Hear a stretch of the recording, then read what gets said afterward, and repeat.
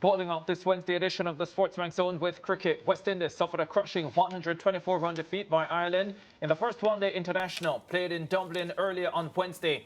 The decision to bowl first after winning the toss backfired on the Caribbean side, with Andrew Balbirnie stroking his ninth ODI century, 112, to earn Player of the Match. Harry Tector and captain Paul Stirling also pitched in with 56 and 54 to push the host nation to 303 for 6 of their 50 overs. The Caribbean men were left reeling at 71 for 6 in the 15th over before Boston Chase, 55, and Matthew Ford, 38, shared in a 98-run 7th-wicket partnership before the visitors were dismissed for 179 to lose with 95 deliveries to spare. Byron McCarthy was the pick of the Irish bowlers with 4 for 32, while veteran left-arm spinner George Dockrell claimed 3 for 21. Now, Windies head coach Darren Sammy lamented his team's performance. We took a long time to really adjust to the plans that we had in store, especially winning the toss, wanting to bowl first, on a fairly, green pitch. We didn't maximize the new ball. With that said, I thought the openers, the captain and the other opener, they batted quite well. But we didn't put enough balls in the areas that we wanted to.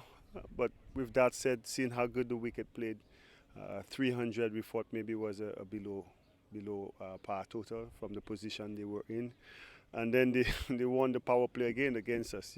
Cricket, both sides, you've got to be able to start well. We didn't start well on both sides of the innings.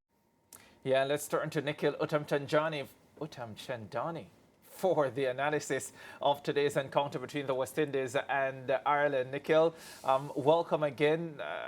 I was hoping that we would have better results to discuss on today's show, but unfortunately not the case. I want to start with a comment from the West Indies coach, Darren Sammy. He says, we took a long time to adjust to the plans we had. And I want to start there, Nikhil, because watching the game, and especially the West Indies bowling performance, I was a little bit confused because I was like, this is very much unlike a Darren Sammy team. Usually, I am able to at least see what they are trying to do. I can't say that was the case this morning. And in fact, watching the Ireland innings, I was wondering quite a bit whether it is the surface wasn't offering anything to the bowlers or it was just a poor bowling performance. I think in a way the Irish bowlers answered that question.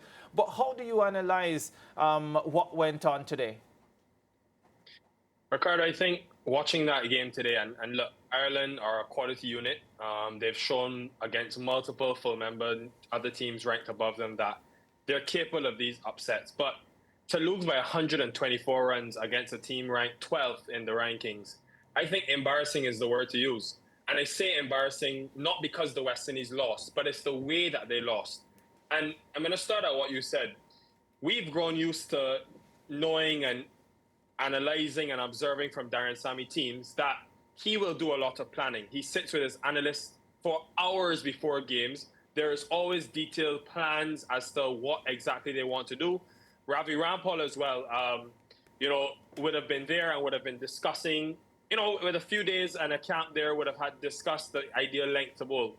I was shocked as to, what the West Indies opening bowlers produced. And I do think some credit must be given to Ireland because if you look at the way it unfolded, the first 4 overs, they took their time. They were 10 without loss. After that, we saw Paul Stirling especially start to use his feet against the West Indian openers and convert those good deliveries into boundary scoring options. And I think the difference between the two bowling power plays was that when the West Indies bowlers were under pressure, they weren't able to respond. Whereas the Irish bowlers were able to sit back and say, look, that wasn't a good delivery. Let's go back to that length and let's go back to attacking the stumps. The first 6 boundaries hit by Ireland were short and wide outside off stump. I couldn't believe, the plans. And I sat back and wondered, why is this happening? And I have to question if maybe it's the T20 leagues. Alzari Joseph was just at the PSL and would have played a lot of cricket where he would have had to rapidly been changing and adjusting. Shamar Joseph was at the IPL. But when I think about the quality of these players, they're good enough to adjust to a slightly longer format. Yeah, Matthew Ford 3 for 68, the best of the West Indies bowlers from his 10 overs. Alzari 2 for 51, Shamar none for 51. Gudakesh Moti completed his 10 overs. By the way, Shamar Joseph bowled just 7. Gudakesh Moti none for 53 from his 10. Justin Graves bowled 6 overs, none for 27. And Roston Chase got a wicket with his first delivery, finished with 1 for 42 from 7 overs. So although Ireland were pegged back to just 303, and I say just 303 because at several points of the innings it looked as if they would get significantly more than that. For me, you always got the feeling as that innings unfolded that the West Indies bowlers never really got it right. They never really figured out the lines and lengths to bowl and how they were going to pick up wickets, most importantly, because a lot of it felt to me, Nikhil, as if they were just trying to get through 50 overs. Well, Ricardo, we're seeing some of the same problems repeat themselves, and the middle overs bowling only 2 wickets in 30 middle overs today was obviously a concern. It's amazing how big the correlation is for the West Indies when Gudakesh Moti goes wicketless in one international cricket. They rely on him heavily to strike, in 50-over cricket, and I can compare the way he and Chase bowl to the way McBride bowl, for example. But look, I think they've got to find a way to be a bit more inventive in the middle. And I'm not going to sit here in hindsight and say it was enough. At 303, I certainly thought on that surface, with the ball not doing a lot, as green as that pitch was, I certainly thought Ireland were short. I mean, only 20 runs off the last 3. We need to credit the West Indian death bowling because it struggled in the past, the way Joseph and Ford closed out the innings. But then, again, you're thinking about 300. Yes, in today's day and age, it's par, but or even slightly below par at that ground. But you have to maximize the power play. And yes, people will say, well, they tried to be attacking and they were 5 down. I'm talking about the first 5 overs when you had Mays and you had Barry McCarthy running up, bowling that good length. They bowled well, give them their credit, but there was no intent or impetus by the West Indian batters to maybe use their feet, to maybe look at another option behind the wicket. It just felt like they were happy to sit back and wait for them to bowl a bad ball. And when you're chasing 300, you've got to get some sort of kickstart on the innings, and they weren't able to do that. Yeah, it's interesting, Nikhil, and I'm sure we'll get into more detail with the batting performance. But one of the things that struck me, and I guess it's nothing new because we've spoken about it so often, I felt there were points early in the first 10, 12 overs where there were opportunities to pick up singles and the batsmen just kept finding the fielders. And every time I saw it, I thought to myself, well, yeah, this is part of what the problem is. If you're unable to rotate strike, the bowlers get into a rhythm and it becomes even more difficult to score. And when the boundaries aren't coming, the batsmen get under more pressure and it's extremely difficult to get out of that scenario. But we'll get into that a little bit more. I want to get this one from you, though, and ensure that you had no issues with the balance of this team, because I know that whenever we lose, individuals are always going to say, well, I didn't like this team, I didn't like this person in that position. But would you say, given what was in front of Coach Darren Sammy and the staff, that they put the right 11 out there and it was a matter of the players not executing on the day? Right. In terms of balance, Ricardo, I think it was balanced enough with Matthew Ford batting at 8, Chase at 7. And you saw with that partnership the depth that they have. I thought there's enough batting quality there to chase 300 on that surface. The only one that I think people will place an asterisk by and maybe have a question mark next to is Shamar Joseph. And people, I've seen a lot on social media about people saying he was underworked and undercooked. But he flew to Ireland for a number of days and had, the requisite practice. Now, I going into this series of both Ireland and England, I thought this was the time for Jayden Seales to have, full backing. And I think, and I don't have any confirmation from the team on this, but I think Shamar Joseph, 2 reasons he played today. One, maybe they're looking at giving him these games under slightly less pressure. Hold it there, Nikhil, for a sec, because something did come through from Cricket West Indies to say that Jayden Seales missed out because of illness. So I take that to mean otherwise he would have been in the 11. Well, fair enough. But then, yeah, I expected Joseph to play. I thought maybe another way they were going is trying to look at their middle overs bowling as someone who can hit the deck. But I watched Shamar Joseph's 2 overs in the power play, went for 18 runs. And we're still waiting for that consistency that we tend to see when he's at his best in the red ball format. I think that for him is the biggest thing, especially when he's hit for a few boundaries.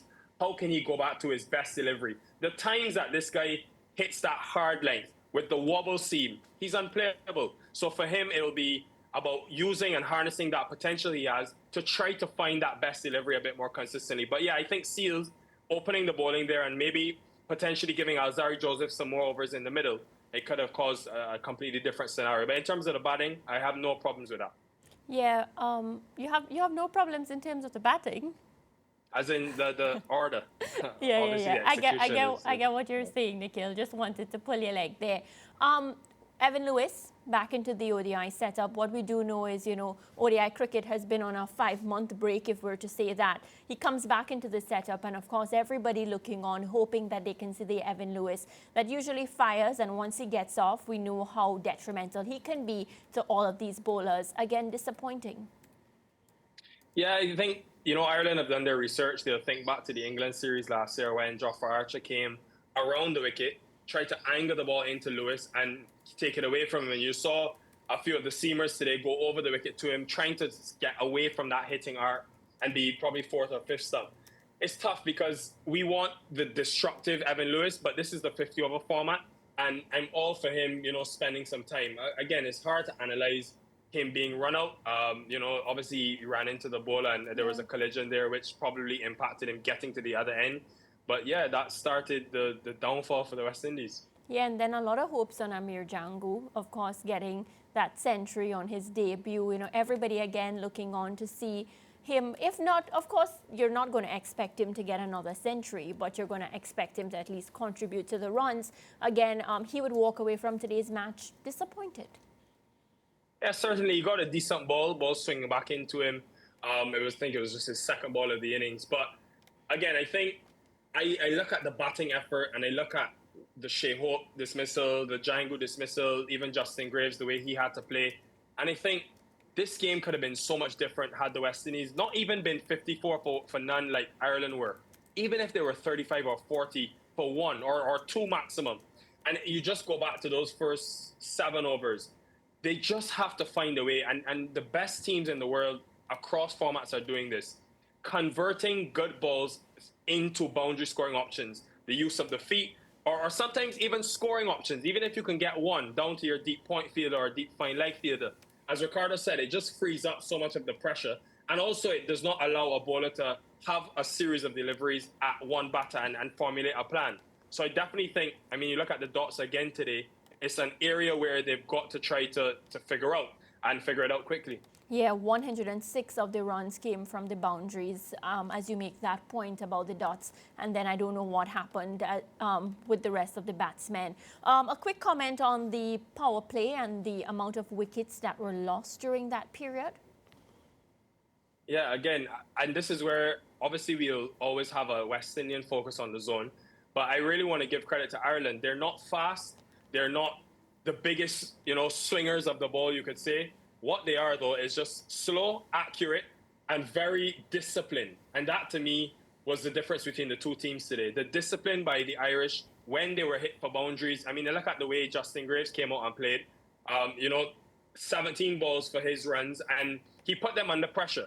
But they were able to just go back to that good discipline length and wait patiently. And, of course, you could say, the luxury of having 300 on the board, you can afford to do that. But I think if the West Indian bowlers had done that a bit early in their innings, and even maybe at times in the middle overs, who knows what they could have been chasing. Maybe it would have been 250, 270. But again, it's hard to go after the bowlers, especially the way they pulled it back. And Darren Sammy, as you heard him say, he thought 303 was below par. Yeah. How does the West Indies rebound from this opening match loss, Nikhil? Because I looked carefully at Paul Sterling when he was talking pre-game yesterday. And there was a quiet confidence that I saw in his body language and some of the things that he was saying. You could see that he was fairly confident that his team, in spite of missing key players due to injury, could have taken care of the West Indies. And given the manner of their victory today, there is every chance from an Ireland perspective that they're setting themselves up to dominate this series. And when he was talking yesterday, and we played that clip out on the zone, Lance, I just feel that series win in 2022 here in the Caribbean, it did a world of good for their confidence, just to show them that this team is beatable, especially when we spoke about the fact that 7 or 8 of the members of that series winning 11 were back in this squad. So I definitely think that whole thought of a team like the West Indies being unbeatable is gone. And we're seeing more and more in cricket, especially with the West Indies away from home, that teams, if they plan properly, can easily catch the West Indies. And it's because of that hard-hitting nature of them and almost the one gear where they're always looking for boundaries and fall down in areas like running between the wickets. To answer your question on rebounding, I could hear and sense the disappointment in Darren Sammy's voice. He used the word timid, and I think that hit the nail on his head. His batters can't be that timid in the power play. Whether they bat first or bat second, they've got to put Ireland under some degree of pressure. Let us see if, a Barry McCarthy's hit for maybe 3 boundaries in an over. Is he going to go back to that length, or is he forced then to change something, which then brings you into the game even more? So, yeah, I think they've got to show a bit more impetus, and Shea Hope did say that after the game. They need more intent and not necessarily aggression, but just more scoring options from their top order. Yeah, there are 2 stories that came out of the UK today, one regarding women's cricket and one men's cricket. We are in the men's segment now, so I'll ask you about that, because the England team fired their data analysts, both of them today, Nikhil, in a clear move, sending a message that they're going to rely more on instinctive cricket than playing, a numbers-backed strategy. Now, I'm not saying what England does should affect what West Indies does, because the fact is that they probably have different weaknesses and it could or should be treated differently. But does that mean anything to you that England is going in that direction at a time when the West Indies appears to be embracing the data analysts as far as strategy is concerned? I always think that it's horses for courses, and each captain / coach, or mostly coach, will have their own philosophy. I think about someone like Brendan McCullum, and from what I understand, he's very instinctive. I mean, you just have to look at the way he played his cricket for more than a decade. And I think he wants that flexibility for his captains on the field. Whereas when you think about Darren Sammy, and although people will say, in his day, they did have a Gaurav Sundaresan, who was the analyst for the West Indies in that 2016 World Cup. But Sammy's captaincy and his leadership style was motivation. It was instinctive on the field. It was bowling Sunil Narayan to Jay Warden in the 2012 final to win the game. It was, on the cuff. But I think it comes down to what the coach wants. And there's arguments for both ways. Mike Hesson won the PSL in 2024 fully with data. And he continues to credit his data analysts for, that tournament win. And Darren Sammy, I think, has seen success at the CPL with the Kings. Avinash Sitaram is, the analyst there, and he's also the West Indies analyst. He's seen success in a few series bilaterally. And I think this is the way he believes he's going to win games and wants to continue with it. I don't think I have a problem with it because, personally, in my commentary style, I love the numbers and love the data. But I do understand that there needs to be a certain balance, and I think Darren Sammy understands that as well, and that things are going to change on the field. And that's why you have good captains in place who can make those decisions. Yeah, and you also need the quality that when the data is made available, that you know exactly how to utilize it. Nikhil, just one quick one in 30 seconds. From an Ireland perspective, a milestone today for Paul Stirling, the first Irishman to get to 10,000 international runs. That's across Test cricket, T20 international cricket, and 50-over cricket. Quite a significant achievement for the Ireland captain. Yeah, this man just seems like, we talk about Faf, we talk about Imran Tahir and Dhoni. Put Paul Stirling in there, man. I think from the first time I watched cricket, I remember the name Paul Stirling. He's come to the Caribbean a number of times, and he obviously goes around the world, plays the leagues. But what he's showing you is that he's versatile enough to continue to do well. And it helps Ireland, a team that doesn't play the quality of the best teams in the world often, to have guys that are so experienced to come up big in wins like this. And obviously, Balbirnie got the 100. But for me, Stirling's 52 was the game-winning knock because of the pressure he put on the West Indian bowlers. So, yeah, we have to give full praise to him. He's been a stalwart in Irish cricket. Yeah, without a doubt. All right, Nikhil, you're staying with us. We're going to be discussing the women after the break. Of course, they were well beaten by England today. Yeah, really tough day for the West Indies. Really tough day if you're also a fan of Manchester United. Nikhil, stay there. We'll be back with more after this.